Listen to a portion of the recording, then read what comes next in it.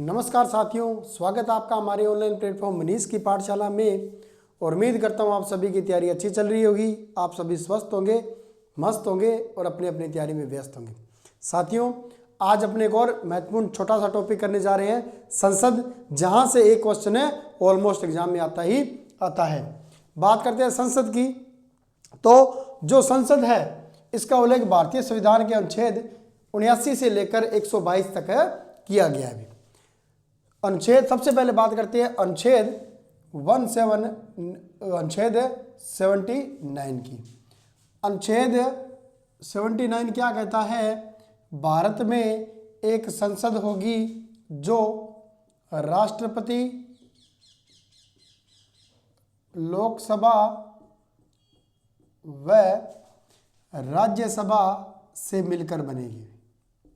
ठीक है, तो अनुच्छेद 79 क्या कहता है कि भारत में एक संसद होगी जो राष्ट्रपति, लोकसभा और राज्यसभा से मिलकर बनेगी।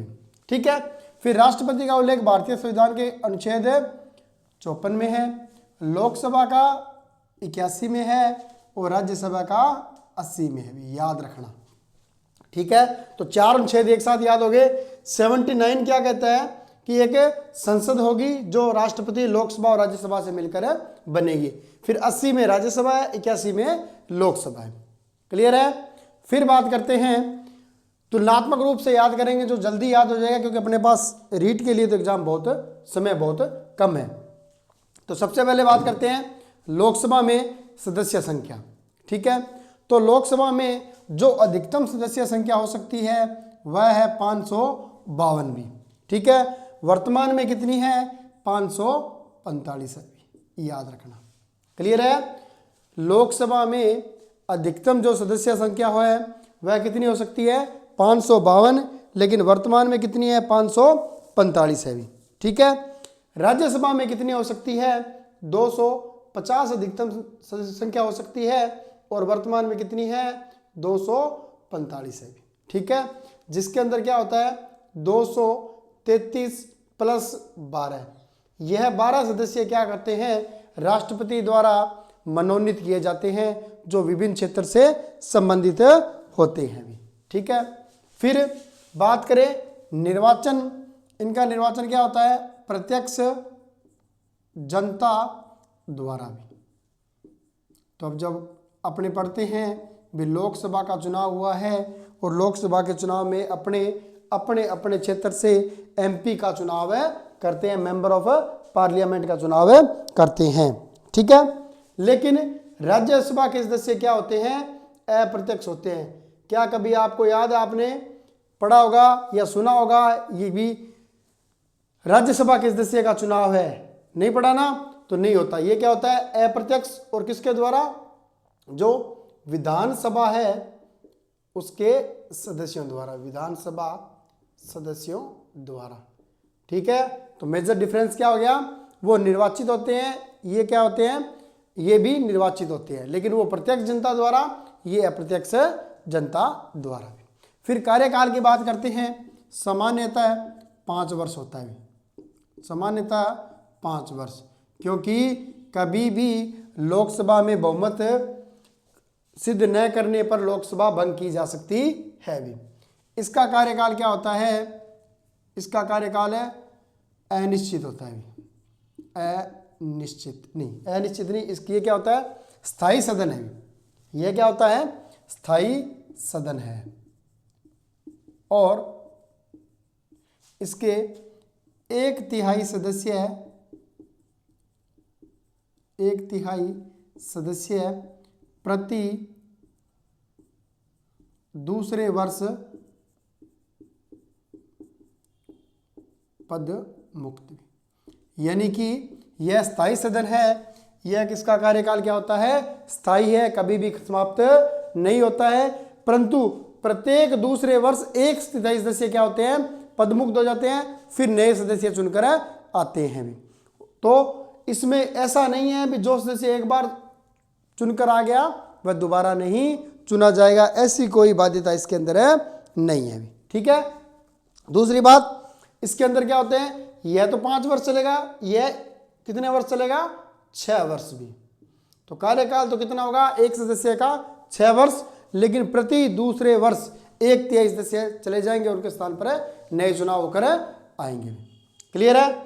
फिर योग्यता भी, इसके लिए कम से कम आयु होनी चाहिए 25 वर्ष भी, और इसके लिए कम से कम आयु होनी चाहिए 30 वर्ष भी।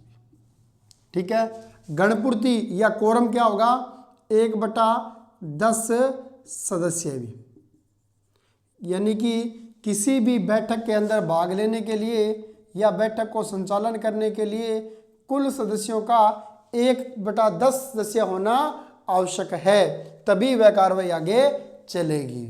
फिर बात करते हैं सत्र। सत्र क्या होगा, प्रत्येक वर्ष में 2 बार कम से कम और उनमें 6 माह से ज़्यादा अंतर नहीं भी। इन 2 चीज़ों को याद रखना भी, एक वर्ष में कितने हो सकते हैं मैक्सिमम में, कम से कम न्यूनतम 2 जरूरी है, और उनमें 6 माह से ज़्यादा का अंतर नहीं होना चाहिए भी। ठीक है, इस बात को याद रखना। लेकिन भारत में क्या है, एक अलग ही व्यवस्था कर रखी है। भारत में 3 सत्र करते हैं अभी, इसलिए उनमें 6 माह का अंतर आता है नहीं। जैसे एक शीतकालीन सत्र हो गया, एक ग्रीष्मकालीन सत्र हो गया, और एक मानसून सत्र हो गया अभी। इस प्रकार उनमें आवश्यकता ही नहीं पड़ती। ठीक है। विघटन, इसका विघटन कौन कर सकता है, राष्ट्रपति भी, राष्ट्रपति द्वारा भी। और इसका विघटन नहीं, क्योंकि यह क्या है, स्थायी सदन है, उच्च सदन है। एक बात याद रखना, ये स्थायी है, उच्च है, ये अस्थायी है, निम्न है। ठीक है, ये सर्वश्रेष्ठ को माना जाता है, ये न्यूनतम को माना जाता है। फिर शपथ, शपथ कौन दिलाता है, राष्ट्रपति या उसके द्वारा नियुक्त व्यक्ति भी, राष्ट्रपति या उसके द्वारा नियुक्त व्यक्ति, चाहे वो राज्यसभा का सदस्य है, चाहे वह लोकसभा का अध्यक्ष है। पदाधिकारी, इसमें एक अध्यक्ष और एक उपाध्यक्ष होता है भी, उपाध्यक्ष भी। ठीक है, और दोनों का चुनाव सदस्यों द्वारा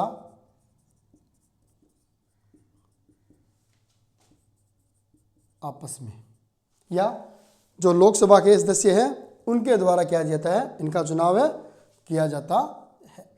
ठीक है, तो लोकसभा का अध्यक्ष और उपाध्यक्ष कौन चुनता है, लोकसभा के सदस्य ही चुनते हैं भी। ठीक है। फिर दूसरी बात, यह जो अगर इनकी आपस में त्याग पत्र की बात करें तो अध्यक्ष उपाध्यक्ष को, यानी अध्यक्ष किसको देगा, उपाध्यक्ष को, और उपाध्यक्ष किसको देगा, अध्यक्ष को। ठीक है। फिर एक बात और याद रखना, निर्णायक मत का अधिकार किसको है, लोकसभा अध्यक्ष को है।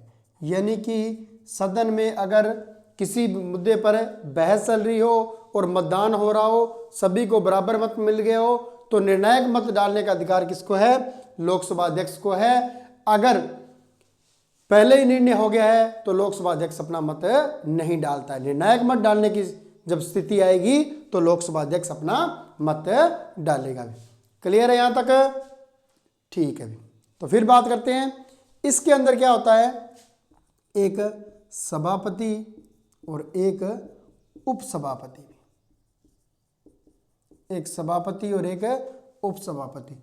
जो सभापति होता है वह क्या होता है, भारत का उपराष्ट्रपति भी, उपराष्ट्रपति भी। ठीक है। और उपसभापति कौन होता है, सदस्यों द्वारा चयनित भी, यानी कि जो राज्यसभा के सदस्य हैं आपस में मतदान के द्वारा उसको चुनाव के द्वारा उसको चयनित करते हैं। क्लियर है? तो उपसभापति तो होगा, जो सभापति होगा वो तो भारत का उपराष्ट्रपति होगा, जिससे वर्तमान में जगदीप धनखड़ है। और उपसभापति कौन होगा, जो राज्यसभा के सदस्य हैं वो आपस में चयन करेंगे। क्लियर है यहां तक? फिर देखते हैं सदस्य संख्या अधिकतम कितने हो सकते हैं 552 और वर्तमान में कितने 545 है। फिर बात करें अगर राज्यसभा की तो अधिकतम 250 और वर्तमान में 245 है। फिर निर्वाचन होता है प्रत्यक्ष जनता द्वारा, अप्रत्यक्ष विधानसभा सदस्यों के द्वारा। सामान्यतः कार्यकाल 5 वर्ष, इनका 6 वर्ष। स्थायी सदन है, प्रति दूसरे वर्ष एक तिहाई सदस्य पदमुक्त होते हैं। योग्यता इसके लिए क्या होगी 25 वर्ष और उसके लिए 30 वर्ष। लोकसभा में भी गणपूर्ति कितनी चाहिए 1/10, राज्यसभा में भी 1/10 भी। फिर सत्र कितने होंगे प्रत्येक वर्ष में कम से कम 2 सत्र और उनमें 6 माह से ज़्यादा का अंतर नहीं होना चाहिए भी। फिर बात करते हैं शपथ किसके द्वारा दिलाई जाती है, राष्ट्रपति द्वारा या उसके द्वारा नियुक्त व्यक्ति के द्वारा। ठीक है। फिर बात करते हैं अध्यक्ष जो पद होती है इसमें एक अध्यक्ष और एक उपाध्यक्ष और दोनों का चुनाव सदस्यों द्वारा आपस में किया जाता है भी। अध्यक्ष अपना त्यागपत्र उपाध्यक्ष को और उपाध्यक्ष अपना त्यागपत्र अध्यक्ष को देता है और मतदान की स्थिति में निर्णायक मत देने का अधिकार होता है अध्यक्ष को भी। इसमें क्या होते हैं पद सभापति होता है जो भारत का उपराष्ट्रपति होता है, उपसभापति का चुनाव सदस्यों द्वारा आपस में कर लिया जाता है। क्लियर है यहाँ तक। फिर बात करते हैं शक्तियां भी, दोनों को क्या क्या शक्तियां प्रदान की गई। सबसे पहले अगर शक्तियों की बात करें तो पहली बात करते हैं कार्यपालिका शक्ति भी। तो पहले बात करते हैं कार्यपालिका शक्तियां। कार्यपालिका शक्ति क्या कहती है, जो लोकसभा है और जो मंत्रिपरिषद है वह सिर्फ और सिर्फ किसके प्रति उत्तरदायी है, लोकसभा के प्रति उत्तरदायी है भी। मंत्री परिषद लोकसभा के प्रति उत्तरदायी है। ठीक है ना। व्यक्तिगत रूप से तो राष्ट्रपति और सामूहिक रूप से लोकसभा के प्रति उत्तरदायी है जो प्रधानमंत्री और उसकी मंत्रिपरिषद है। ठीक है। उसके यानी कि कभी भी लोकसभा अविश्वास प्रस्ताव द्वारा उसको समाप्त कर दिया जा सकता है। ठीक है। तो उत्तरदायी किसके प्रति है, लोकसभा के प्रति है भी। ठीक है। यह कुछ नहीं कर सकती, यह केवल इससे संबंधित प्रश्न पूछ सकती है भी क्या हुआ। ठीक है ना। तो मंत्रिपरिषद लोकसभा के प्रति उत्तरदायी है, यानी उसके खिलाफ या विरुद्ध प्रस्ताव है किसमें रखा जाएगा, लोकसभा में लाया जाएगा। क्लियर है। ठीक है। फिर बात करते हैं विधायी शक्ति। विधायी शक्ति, विधायी शक्ति क्या कहती है, समस्त धन विधेयक व बजट लोकसभा में रखा जाएगा। कहाँ रखा जाएगा, लोकसभा में रखा जाएगा। यानी धन विधेयक और बजट से संबंधित जो भी कानून है वो कहाँ रखे जाएंगे, लोकसभा में रखे जाएंगे भी। ठीक है। यह क्या कर सकती है, केवल 14 दिन तक उसको रोक सकती है, केवल 14 दिन तक रोक सकती है। ठीक है। और 14 दिन पश्चात, उसके पश्चात लोकसभा के अनुरूप पारित भी। क्लियर है। यानी कि धन विधेयक या बजट है उससे संबंधित कोई कार्रवाई चल रही है तो राज्यसभा केवल 14 दिन तक अगर उसको मंजूरी नहीं देती है तो कोई बात नहीं, 14 दिन बाद वह लोकसभा के अनुरूप अपने आप ही क्या हो जाएगा, पारित हो जाएगा। ठीक है। फिर बात करते हैं संविधान संशोधन शक्ति भी। संशोधन शक्ति भी, तो संविधान संशोधन की शक्ति दोनों सदनों को बराबर है, बराबर है। ठीक है। विवाद की स्थिति में संविधान या स्थिति में विधेयक निरस्त हो जाता है, निरस्त हो जाता है, संयुक्त बैठक का प्रावधान नहीं भाई। मोस्ट इंपॉर्टेंट बात है ये। क्या? अगर संविधान से संबोधित कोई बात है और वह बिल पेश करना है तो चाहे पहले वे लोकसभा में पेश कर दो, चाहे पहले राज्यसभा में पेश कर दो, दोनों को बराबर शक्ति है। परंतु अगर दोनों उस बिल पर विवाद की स्थिति पैदा हो गई तो वो विधेयक या बिल क्या हो जाएगा, वहीं पर खारिज होएगा, निरस्त हो जाएगा। उसके लिए किसी भी प्रकार की संयुक्त बैठक का प्रावधान भारतीय संविधान में नहीं किया गया है। ठीक है, इसके लिए संयुक्त बैठक नहीं हो सकती। ठीक है, फिर बात करें विशिष्ट शक्तियां भी। विशिष्ट शक्तियां, सबसे पहले लोकसभा की बात करें तो धन विधेयक का निर्धारण लोकसभा अध्यक्ष करता है, अध्यक्ष करता है। यानी कौन सा विधेयक धन विधेयक है, इससे संबंधित निर्णय कौन करता है? लोकसभा का अध्यक्ष करता है। ठीक है, फिर बात करते हैं संयुक्त। जब भी संयुक्त बैठक होगी, याद रखना, अगर किसी मामले में संयुक्त बैठक होगी तो संयुक्त बैठक की अध्यक्षता लोकसभा अध्यक्ष करता है। याद रखना, राज्यसभा का अध्यक्ष नहीं कर सकता। यह संयुक्त बैठक, यहां दो बातें याद रखना, संयुक्त बैठक की अध्यक्षता तो कौन करेगा? लोकसभा अध्यक्ष करेगा, लेकिन यह बैठक बुलाएगा कौन है? राष्ट्रपति बुलाएगा भी। क्लियर है? तो संयुक्त बैठक बुलाएगा तो राष्ट्रपति, लेकिन अध्यक्षता करेगा कौन है? लोकसभा का अध्यक्ष भी।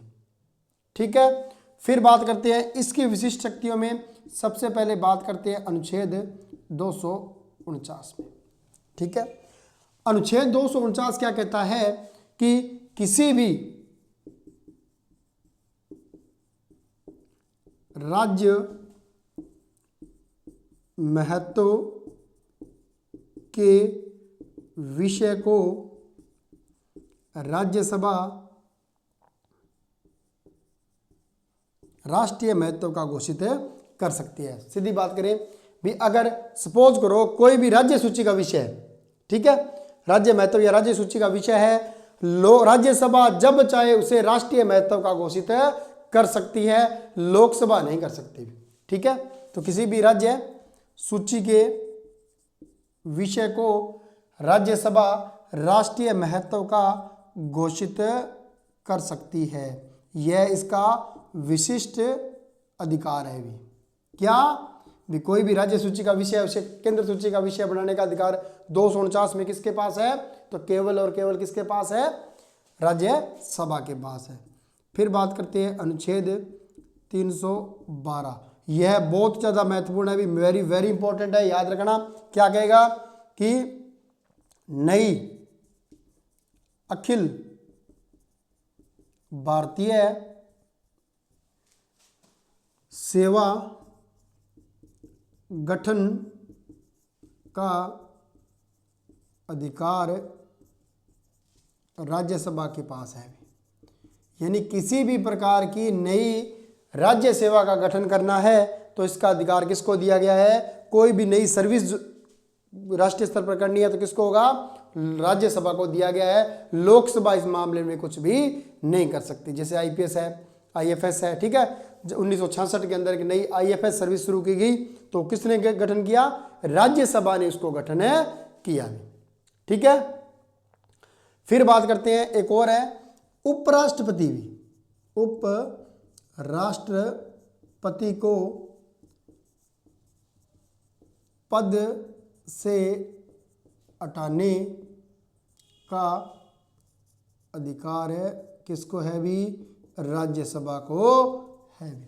यानी कि उपराष्ट्रपति जो उसका अध्यक्ष है तो उसको हटाने के लिए जो संबंधित अधिकार है किसको है? राज्यसभा को है। अर्थात पहले कहाँ रखा जाएगा? प्रस्ताव राज्यसभा में रखा जाएगा।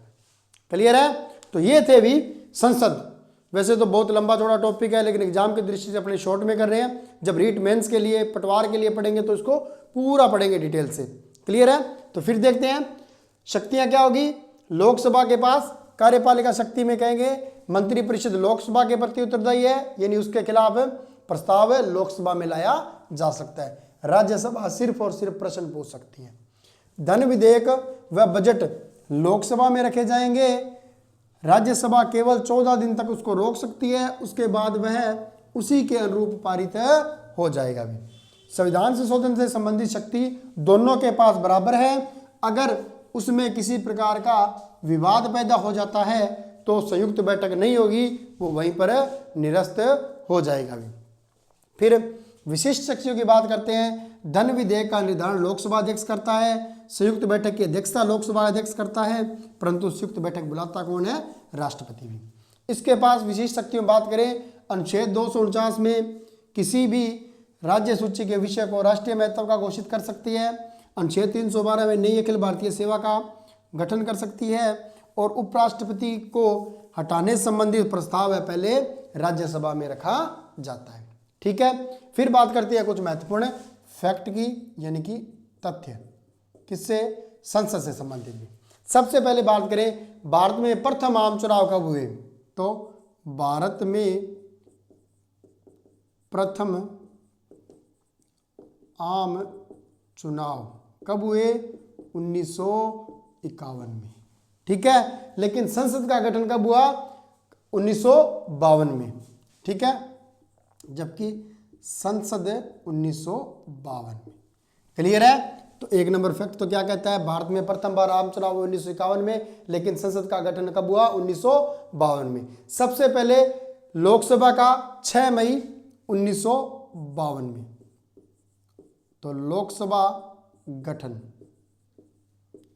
6 मई 1952 में। ठीक है, फिर बात करते हैं सॉरी राज्यसभा का गठन भी।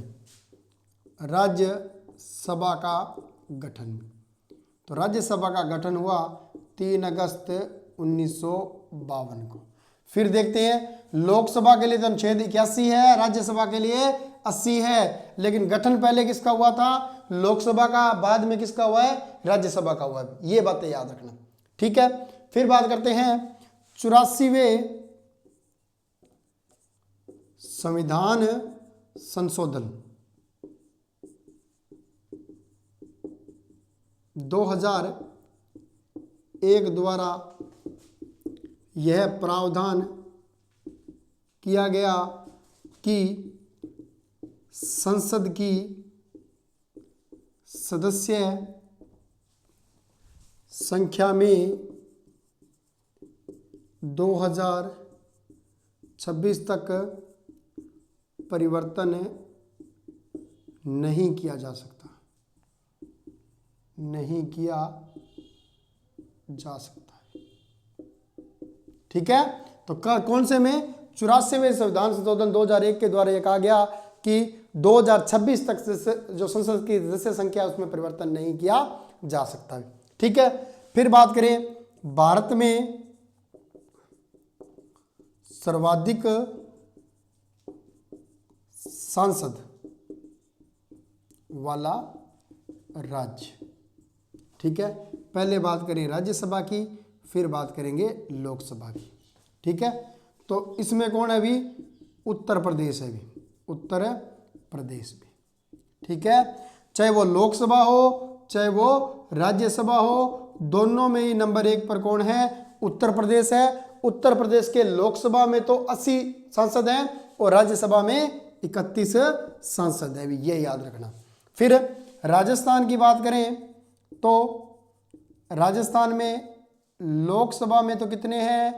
25, राज्यसभा में कितने हैं? 10। ठीक है, तो राजस्थान से लोकसभा में 25 और राज्यसभा में 10। पहले पिछली रीट में शायद पूछा गया, उससे पिछली में पूछा गया राजस्थान के संसद में कुल कितने सांसद हैं भी, या संसद में कुल कितने सदस्य हैं। अगर संसद में सदस्य पूछे, संसद, ठीक है, तो 35 है भी याद रखना, क्योंकि लोकसभा वाले जो संसद में है, राज्यसभा वाले भी संसद में है। तो 3 चीजें याद रखना, लोकसभा सदस्य राजस्थान से 25 है, राज्यसभा सदस्य 10 है, और संसद में कुल पूछे तो 25 और 10 35 सदस्य है। ठीक है, फिर बात करते हैं लोकसभा के प्रथम अध्यक्ष भी। तो कौन थे? गणेश वासुदेव मावलंकर भी। ठीक है, तो कुल कितनी हो गई? ये 35 यहां लिख लेना। ठीक है, लोकसभा के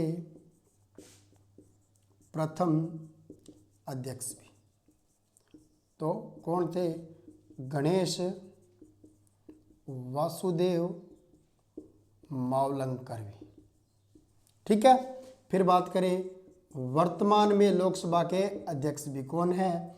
ओम बिड़ला, जो कि अपने राजस्थान से है और कहाँ से? कोटा निर्वाचन संसदीय क्षेत्र से विजेता हुए।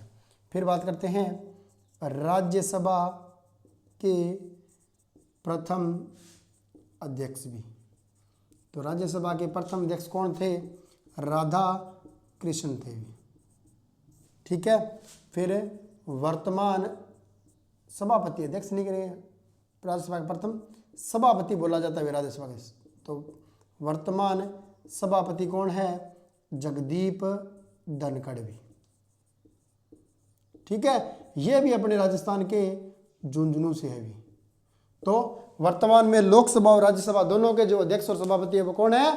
अपने राजस्थान के हैं। क्लियर है?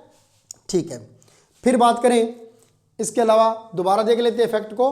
तो पहला फैक्ट क्या पड़ा? भारत में प्रथम आम चुनाव 1951-52 में हुए और लोकसभा का गठन 6 मई 1952, राज्यसभा गठन 3 अगस्त 1952 को हुआ। फिर 84वें संविधान संशोधन द्वारा 2001 में यह घोषणा की गई कि 2026 तक संसद के सदस्यों में कोई परिवर्तन नहीं होगा। भारत में सर्वाधिक सांसद वाला राज्य यूपी है, जहां लोकसभा के 80 और राज्यसभा के 30 सदस्य हैं। राजस्थान से लोकसभा के 25 और राज्यसभा के 10 सदस्य हैं। कुल 35 सदस्य संसद में राजस्थान से है। लोकसभा के प्रथम अध्यक्ष जीवी मावलंकर थे, वर्तमान में ओम बिड़ला है। राज्यसभा के प्रथम सभापति राधा कृष्ण थे और वर्तमान में जगदीप धनखड़ है। ठीक है, फिर बात करते हैं 61वें संविधान संशोधन भी। एक यहां भी याद रखना, 61वें संविधान संशोधन 1989 के द्वारा, मोस्ट इंपॉर्टेंट है, 61वें संविधान संशोधन 1989 द्वारा मतदान की आयु 21 से घटाकर 18 वर्ष की गई। 18 वर्ष की गई, तो यह भी याद रखना। तो 21 से घटाकर 18 वर्ष की गई। फिर एक क्वेश्चन आता है, लोकसभा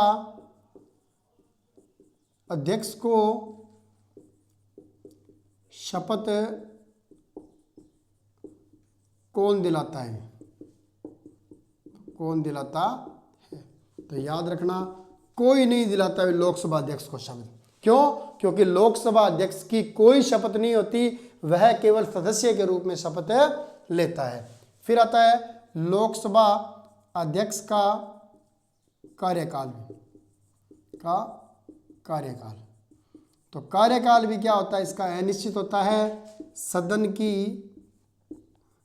प्रथम बैठक से नए सदन के